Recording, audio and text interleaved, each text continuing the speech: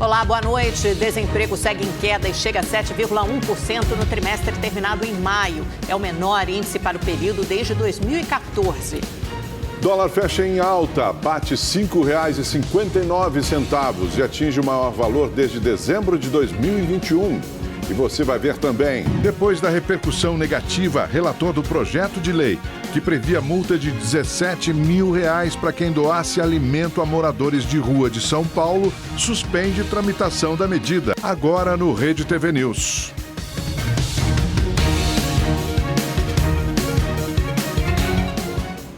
O vereador de São Paulo, Rubinho Nunes, do União Brasil, relator do projeto de lei que previa multa de R$ 17 mil para quem doasse alimento a moradores de rua, veja só que absurdo, suspendeu a tramitação da medida. A suspensão aconteceu após a repercussão negativa da proposta. Segundo o vereador, era preciso interromper o projeto para que haja um diálogo com a sociedade. Entre as obrigações que a lei quer trazer para doações de alimentos estão a necessidade de disponibilizar tendas, mesas e ferramentas para o que chamaram no PL de uma alimentação digna, além de autorização de subprefeituras e da Secretaria Municipal de Assistência e Desenvolvimento Social para toda a distribuição. O projeto chegou a ser aprovado em primeira votação ontem, mas o prefeito da capital paulista, Ricardo Nunes, afirmou hoje que vetaria a proposta. Foram presos 2 suspeitos de participação na chacina que terminou com 8 mortos no interior do Ceará na semana passada. O mandante do crime tentava fugir para a Bolívia quando foi encontrado. Alberto José dos Santos Silva, de 41 anos, foi preso pela Polícia Rodoviária no Mato Grosso do Sul. A sua captura foi possível através de uma troca de informações da Polícia Civil do Estado do Ceará com a FICO, a Força Integrada de Combate ao Crime Organizado, e a Polícia Rodoviária Federal do Estado do Mato Grosso do Sul. A polícia conseguiu fazer a abordagem, fez a detenção dele. Outro suspeito foi preso no Pará. A polícia também apreendeu um veículo, R$ 6 mil em dinheiro e documentos falsos. A chacina que deixou 8 pessoas mortas aconteceu no dia 20 de junho em uma praça da cidade de Viçosa do Ceará, no interior do estado. O ex-CEO das Americanas, Miguel Gutierrez, foi preso em Madrid. Ontem, a Polícia Federal tentou cumprir um mandado de prisão contra ele por uma fraude de mais de 25 bilhões de reais nas contas da empresa. Mas ele já estava na Espanha. Miguel Gutierrez teve o nome incluído na lista vermelha da Interpol. O executivo carioca estava morando na Espanha desde o ano passado. Acusado de ter participado da fraude de mais de 25 bilhões de reais na contabilidade da empresa, Gutierrez foi alvo de uma operação da Polícia Federal brasileira. Segundo a investigação, Gutierrez e membros da sua diretoria executiva manipulavam os resultados financeiros da varejista para simular um lucro e aumentar o valor das ações da empresa na bolsa. Um inquérito de um comitê independente contratado pela própria Americanas aponta diretamente o executivo como mentor do esquema. Agora, a Justiça brasileira pode pedir a extradição do suspeito, mas advogados especialistas dizem que é improvável que o governo espanhol aceite um eventual pedido, já que o executivo tem cidadania espanhola.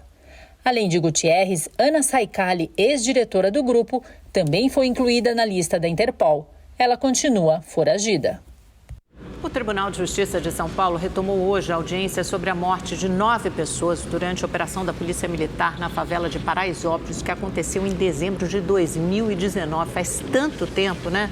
A repórter Júlia Firmino traz as novidades para a gente. Eu lembro claramente desse dia, provocou muita polêmica, muita repercussão. João Dória era o governador de São Paulo, isso foi antes da pandemia e ainda está em debate, em discussão, em julgamento na Justiça. Júlia.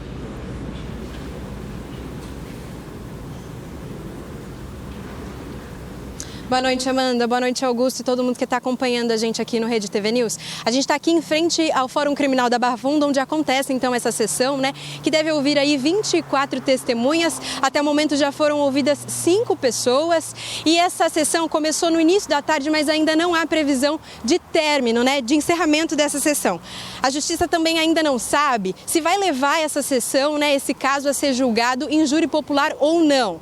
A gente lembra então que a Operação Pancadão sessão foi a incursão ali da Polícia Militar na comunidade de Paraisópolis no dia em dezembro de 2019, né? Então, como a Amanda bem lembrou, durante um baile funk nessa comunidade que acabou com a morte de 9 jovens que tinham idades entre 14 e 23 anos. Os agentes invadiram então a comunidade usando bombas de gás lacrimogêneo e de efeito moral, além de tiros de bala de borracha, golpes de cacetete e gás de pimenta. A gente está acompanhando esse caso, vai trazer mais novidades ao longo da nossa programação. Amanda, Augusto, volto com vocês no estúdio. Perfeito, obrigado, Júlia. Kennedy Alencar analisa esse histórico debate entre o presidente dos Estados Unidos, Joe Biden, e seu antecessor, Donald Trump. O ex-presidente Donald Trump venceu o debate de ontem porque Joe Biden não conseguiu mostrar que tem saúde suficiente para um segundo mandato. Como sempre faz, Trump usou a mentira como arma política dezenas de vezes. Mas o atual presidente dos Estados Unidos se mostrou hesitante e fraco perante o adversário e os eleitores. Há um movimento no Partido Democrata para trocar de candidato na convenção marcada para a segunda quinzena de agosto. É difícil que isso aconteça, porque dependeria de uma desistência de Biden. No entanto, no improvável cenário de desistência, há 3 nomes mais fortes: Gavin Newsom, governador da Califórnia, J.B. Pritzker, governador de Illinois, e a vice-presidente Kamala Harris. A eleição para presidente dos Estados Unidos, que vai ocorrer em 5 de novembro, é fundamental para o futuro do planeta. Trump é uma ameaça autoritária não só para os Estados Unidos. Com sua prometida perseguição a adversários e imigrantes, Trump é uma ameaça ao combate à emergência climática e tem posições na geopolítica que podem agravar guerras e conflitos no mundo inteiro. Para o Brasil, uma eleição dele daria força ao bolsonarismo, que continua vivo e forte, apesar de Bolsonaro estar inelegível para concorrer em 2026. O desemprego chegou a 7,1% no trimestre encerrado em maio. É o menor índice para o período nos últimos 10 anos, segundo a PNAD contínua divulgada pelo IBGE. Houve uma queda de 0,7 ponto percentual na taxa de desocupados em relação ao trimestre terminado em fevereiro, um total de quase 8 milhões de pessoas. Se comparado ao mesmo período de 2023, o recuo foi de 1,2 ponto percentual. Essa redução desse indicador ela foi impulsionada pela expansão do número de trabalhadores, que em um trimestre cresceu em quase 1 milhão de pessoas, né? Esse crescimento do número de trabalhadores foi verificado em diversas atividades, como construção, informação, comunicação, o segmento da educação pública, né, no grupamento de administração pública, saúde e educação. Mais de 101 milhões de brasileiros estavam empregados no trimestre encerrado em maio. É o maior valor da série histórica, iniciada em 2012, na comparação com o mesmo trimestre de 2023.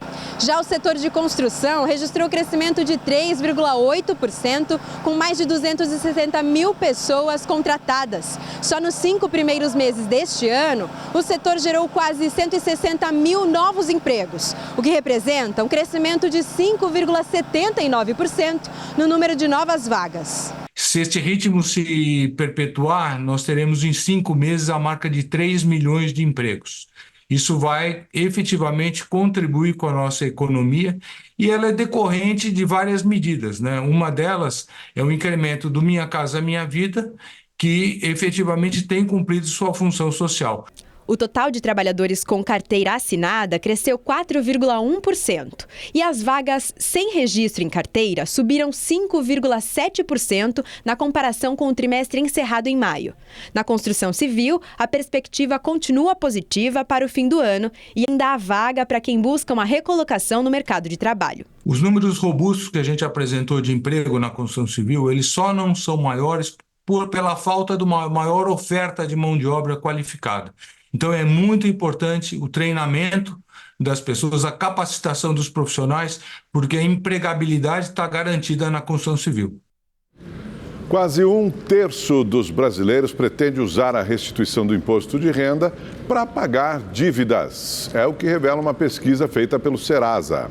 Seu José faz parte dos 30% dos brasileiros que pretendem usar o valor da restituição do imposto de renda para pagar as contas. O dinheiro que entra, a gente recebe esse imposto de renda, a gente paga alguns débitos que está atrasado, a gente tenta colocar em dias. Os dados são de uma pesquisa feita pelo Serasa. 43% dos entrevistados afirmaram que usarão os valores recebidos para se planejar financeiramente e 21% disseram que vão investir o dinheiro. Há também quem recorreu à ajuda de um contador. É o caso de Janaína, que preferiu não arriscar. A gente fica com medo de fazer errado, fica inseguro, né?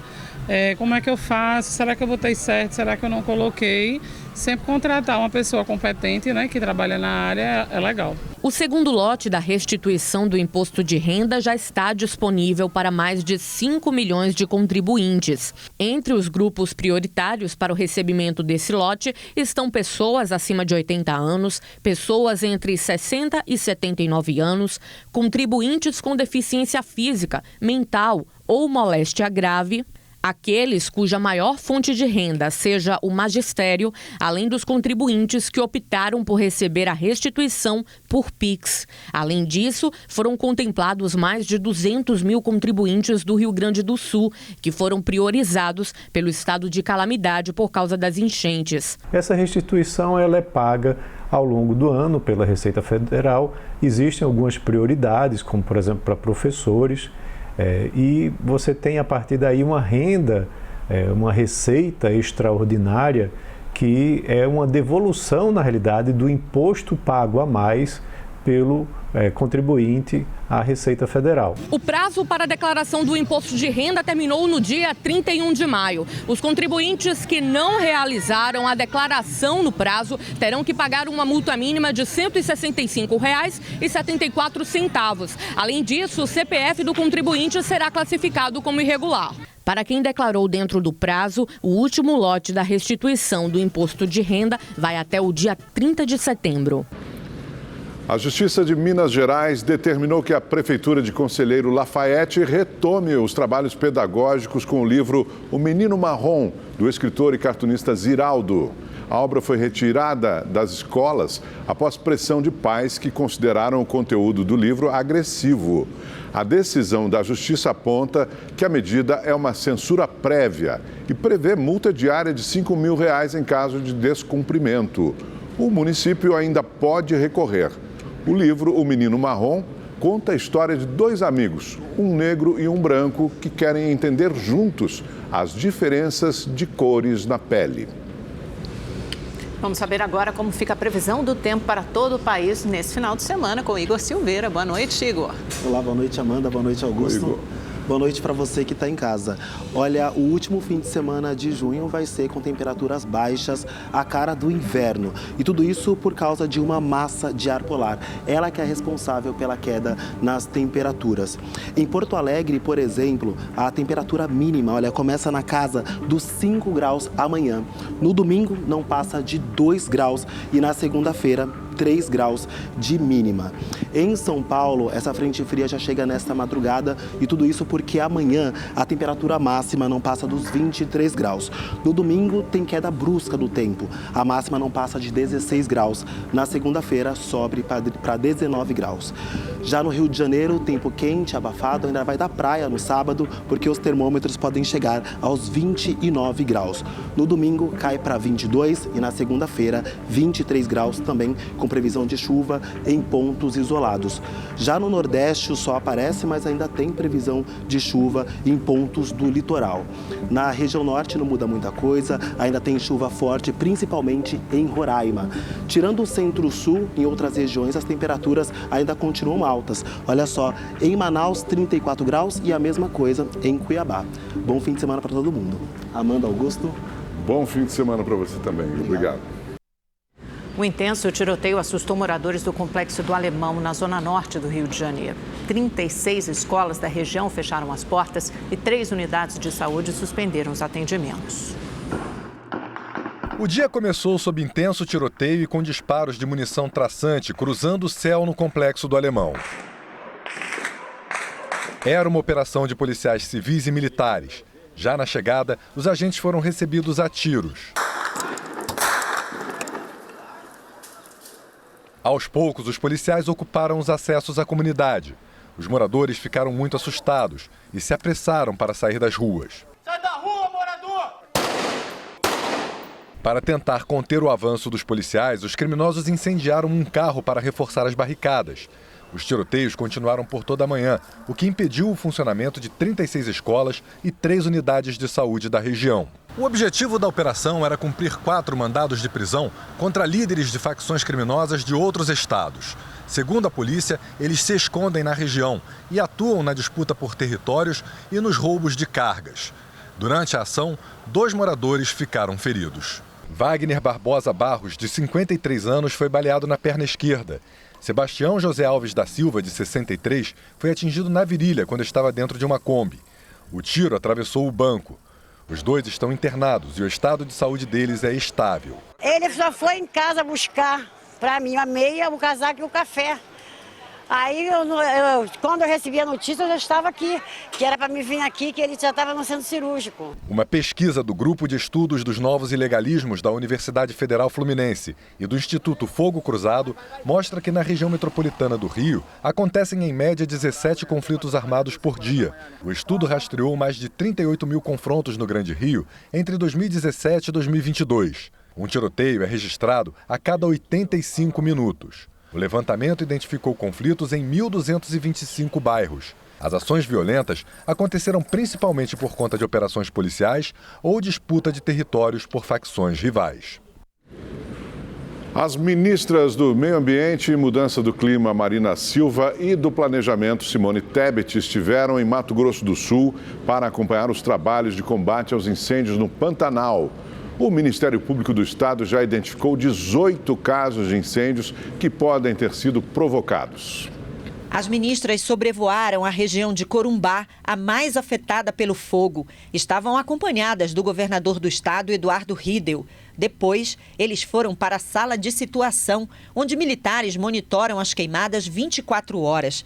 Já são mais de 550 mil hectares de áreas atingidas pelas queimadas. O Ministério Público acompanha as investigações sobre as causas do incêndio. Foram identificados 18 focos que serão investigados por suspeita de ação humana. 14 deles estão dentro de propriedades particulares. Além da ação de combate, nós estamos fazendo um processo de investigação, utilizando também inteligência da Polícia Federal, do Governo do Estado, para a responsabilização daqueles que estejam agindo ao arrepio da lei. A maior parte está acontecendo por uma ação dolosa ou culposa. E as investigações que estão sendo feitas vão nos mostrar o resultado de tudo isso. Orçamento não vai faltar. Mas nenhum orçamento, nenhum dinheiro do Brasil ou de organismos internacionais vai ser suficiente se nós não tivermos uma campanha de conscientização e de responsabilização para os incêndios criminosos no Pantanal ou nos biomas brasileiros. Um avião KC-390 Millennium da FAB chegou em Corumbá. A aeronave multimissão é equipada com um sistema capaz de descarregar 12 mil litros de água e vai atuar nas regiões de difícil acesso. Um navio de patrulha da Marinha também está sendo utilizado para apagar as chamas. A chegada de uma massa de ar frio deve ajudar a reduzir as queimadas. Mas os ventos fortes preocupam os bombeiros porque espalham as chamas na vegetação seca. Homens da Força Nacional chegaram ao estado com 27 viaturas. Com o reforço no efetivo para combater o fogo, o trabalho será concentrado nas regiões de difícil acesso. Aqui dentro da região do Pantanal temos dois gargalos, 2 dificuldades, que é o deslocamento na região, tanto para chegar lá no local, né? E a outra dificuldade é permanecer no local. Então, permanecer combatendo. Então, esses 2 gargalos, com o reforço da Força Nacional e com o apoio do Ministério da Defesa, com o emprego de aeronaves, fortalecerão as aeronaves e os bombeiros que já estão atuando no bioma Pantanal. O ministro Alexandre de Moraes sinalizou que o Supremo pode barrar o projeto de lei da Câmara dos Deputados que quer anistiar os golpistas de 8 de janeiro. Moraes participou do último dia do Fórum Jurídico de Lisboa, marcado por debates sobre a judicialização da política.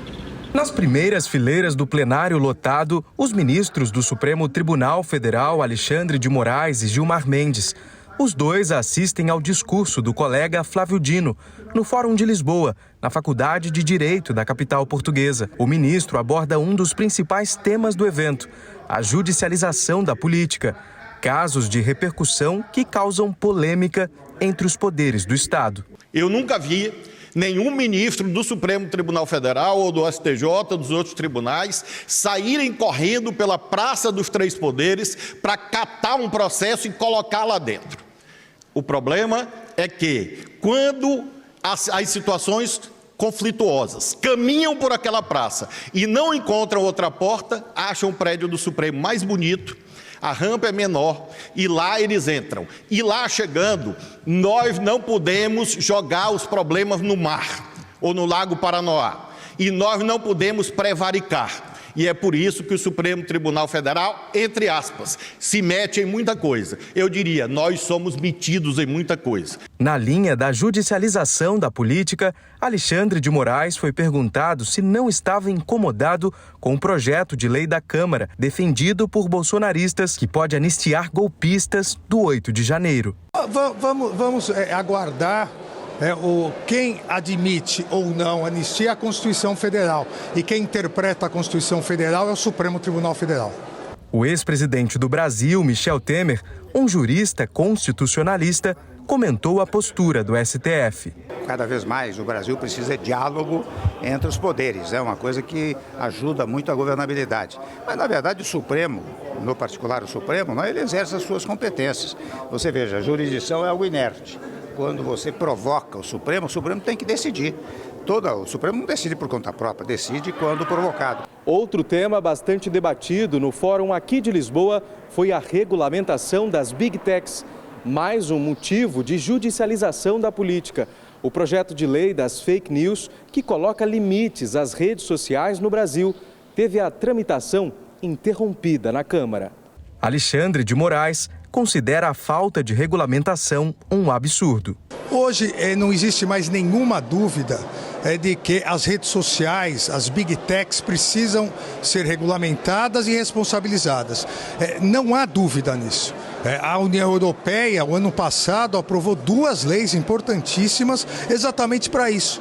Não há no mundo e historicamente nenhum setor importante para a sociedade que não seja regulamentado. Então é absurdo que as Big Techs queiram continuar sendo uma terra sem lei. Atingindo e sendo instrumentalizadas contra a democracia, sendo instrumentalizadas contra a dignidade das pessoas. O presidente do Banco Central, Roberto Campos Neto, participou de uma mesa dos reflexos da integração global sobre direito, política e economia. Campos Neto aproveitou para defender sua política de juros. O que acontece em alguns momentos, quando os governos entendem, que a inflação um pouquinho maior pode ser um pouco melhor, porque me dá uma certa folga no fiscal, porque a arrecadação é nominal, o que acontece é que você tem um risco de entrar num ciclo vicioso. Você tem a inflação maior, que gera uma desigualdade maior, e aí o governo, para contra-atacar isso, faz mais programas sociais. E aí você entra nessa espiral onde você faz mais programas sociais, mais gastos, gera mais inflação, tem uma percepção de que a inflação abre espaço fiscal até o momento que você começa a ter um problema de não mais conseguir girar essa roda. O encerramento do Fórum de Lisboa foi feito pelo ministro Gilmar Mendes, que defendeu a importância do Supremo Tribunal Federal. Algumas cortes constitucionais na Europa desapareceram. A Corte da Polônia, a Corte da Hungria. Nós aparecemos nesses fóruns dizendo, nós estamos aqui e nós contribuímos para evitar que a democracia no Brasil fosse a debate. No Rio de Janeiro, a exposição Luz Eterna, Ensaios sobre o Sol, que vai até agosto, traz obras de 7 artistas brasileiros. Essas obras unem arte, tecnologia e prometem proporcionar experiências únicas e imersivas sobre o protagonista do nosso universo. A exposição é imersiva, inspira interatividade. As projeções e instalações convidam o público a vivenciar experiências que têm como tema a história do Sol.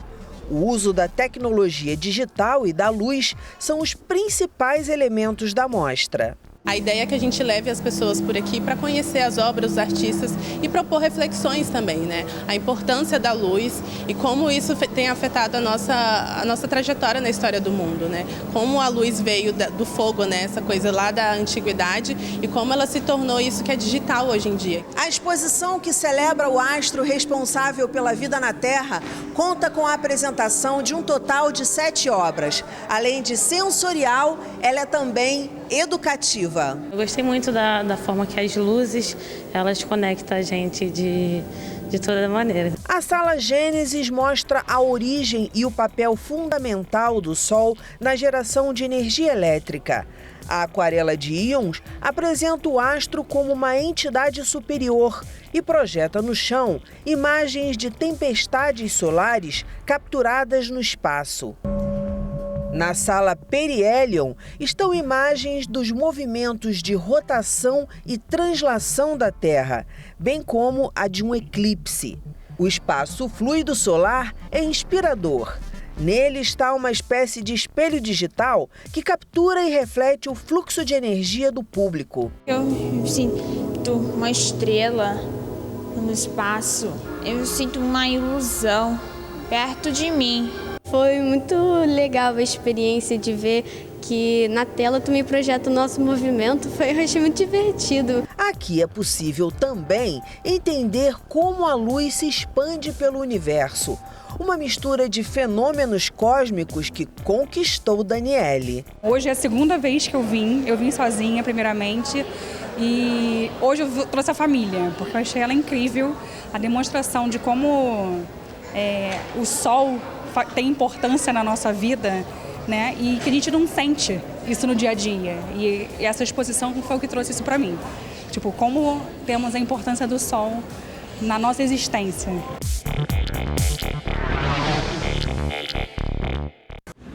O governo publicou a lei que taxa compras online feitas no exterior.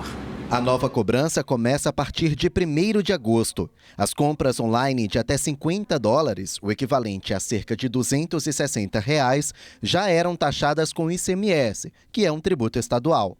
Com a sanção feita pelo presidente Lula, os produtos também serão taxados com o imposto federal. Pela regra, pessoas físicas podem fazer compras de até $3.000. A alíquota será proporcional ao valor da compra. Para as compras de até $50, o imposto será de 20% sobre o valor do produto, ou seja, $10. As compras de $50 e 1 centavo até $3.000 terão 60% de imposto, com dedução fixa de $20. Ou seja, se o produto custar $200, o tributo cobrado será de $120. Só que como existe a dedução, o valor final do imposto será de $100. O governo não vai levar em conta a data da compra ou da chegada do produto ao Brasil, mas sim a data de registro da declaração de importação de remessa, que é de responsabilidade das plataformas de venda. Isso garante que os produtos comprados antes de agosto, mas que chegarão ao Brasil depois de agosto, só serão taxados se a declaração não tiver sido feita antes da vigência da tributação. É uma gestão que precisa ser feita da plataforma. O governo, o que nós estamos fazendo é isso, dando publicidade, mostrando como é que são as novas regras. Basicamente, ela precisa orientar o cliente, olha, a partir de determinada data, essa compra que você fizer, ele vai dizer, olha, já vai ter, por exemplo, até $50, você tem um acréscimo de $10 nesse valor da sua compra. Segundo o governo, a decisão de taxar as compras abaixo de $50 visa igualar as condições de competição das empresas nacionais no mercado brasileiro. De acordo com informações da equipe econômica, milhões de pessoas deixam de fazer compras no mercado local para usar os sites internacionais, o que prejudica muito as empresas brasileiras e pode afetar empregos aqui no país. O governo federal também publicou uma medida provisória que garante a isenção na compra de medicamentos no exterior. A regra vale desde que a compra seja feita por pessoa física e que o medicamento custe até $10.000. O Congresso nunca quis mudar tributar medicamentos. Nós também não estamos dando esse movimento, dizendo, olha, estamos mantendo, ela está mantida, não há mudança na tributação, na isenção, né, na desoneração para os medicamentos. A empresa Equatorial Energia foi a única interessada em se tornar acionista de referência da Sabesp. A proposta oferecida é de 6,9 bilhões de reais por 15% das ações da companhia. O anúncio foi feito agora à noite pelo governador Tarcísio de Freitas. O Supremo Tribunal Federal formou maioria para condenar o homem que quebrou um relógio histórico do século XVII nos atos golpistas de 8 de janeiro no Palácio do Planalto. Antônio Cláudio Alves Ferreira está preso desde janeiro de 2023. O relator, ministro Alexandre de Moraes, propôs pena de 17 anos de prisão. Os ministros Edson Fachin e Cristiano Zanin defenderam uma pena menor, de 15 anos. O julgamento ocorre no plenário virtual, quando os ministros registram o voto no sistema eletrônico, sem debate. No segundo dia de compromissos em Minas Gerais, o presidente Lula anunciou investimentos e repasses para as áreas da educação, infraestrutura e geração de energia. Em uma cerimônia no Minas Centro, Lula anunciou investimentos no estado. O vice-governador de Minas, Matheus Simões, representou o governador Romeu Zema e foi vaiado. O presidente Lula pediu por respeito. O vice-governador não está aqui só porque ele quer. Ele está aqui porque nós o convidamos. A gente tem que respeitar quem vem na nossa casa. Por isso, pode falar, governador. O presidente do Senado, Rodrigo Pacheco, também esteve no evento e citou os ataques de 8 de janeiro do ano passado e a tentativa de golpe na Bolívia. Esse monstro não está morto. Nós precisamos constantemente trabalhar em defesa da democracia e trabalhar através da verdade. O ministro de Minas e Energia, Alexandre Silveira, confirmou o repasse de 12 bilhões e meio de reais para quase 4 mil quilômetros de linhas de transmissão elétrica. Outra novidade é a integração do programa Minha Casa Minha Vida com Luz para Todos. Institutos e universidades federais aqui de Minas Gerais também vão receber recursos. Os repasses anunciados hoje são para reformas, conclusão de obras e construção de restaurantes, auditórios, laboratórios e quadras de esportes. Lula também lançou a pedra fundamental para a construção de um Instituto Federal em Minas Novas, no norte do estado. Ao lado da reitora da UFMG, o presidente fez a inauguração simbólica dos novos anexos da Escola de Belas Artes. No discurso, Lula reafirmou o compromisso com a educação e criticou a falta de obras do governo anterior.